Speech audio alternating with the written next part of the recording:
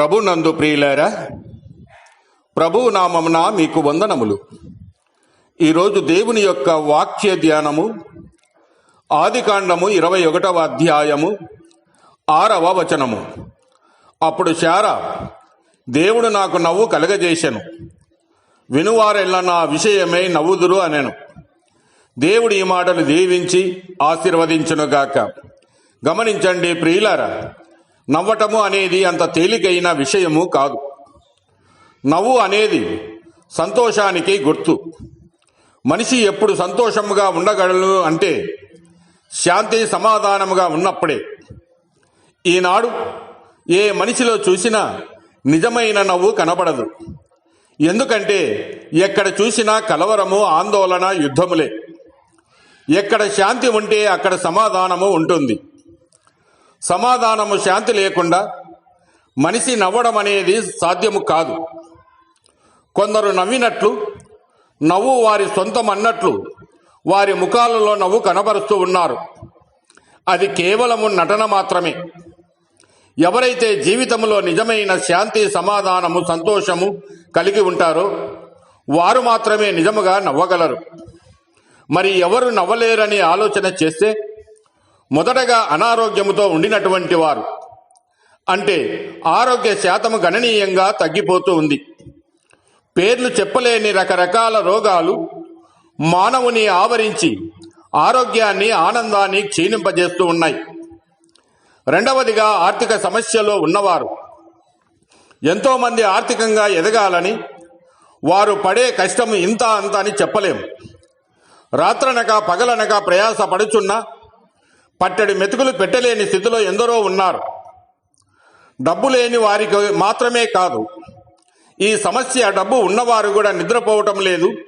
వారు అసలు నవ్వడం అనేది ఎప్పుడో మరిచిపోయారు. మూడవదిగా సమస్యల వలములో చిక్కుకొని పోయినటువంటి మానవులకు. ఎవరైనా ఏ స్థితిలో ఉన్నా సమస్యలు లేని మానవులు భూమి మీద లేరు. ఈ సమస్యలు మానవుని నవ్వకుండా, ఆనందించకుండా చేస్తూ ఉన్నాయి. ఇలాంటి వారు ఎవరైనా కనిపిస్తే ఆనందముగా ఉండినట్లు ఒక నవ్వు పారేసి నవ్వినట్లు కనిపిస్తారే తప్ప అది నిజమైన నవ్వు కాదు. సంతోషము, ఎక్కడ సమాధానము దొరుకుతుందని జగమంతా వెతుకుతున్నారు కానీ వారికి దొరుకుటలేదు. మరి ఎక్కడ దొరుకుతుంది?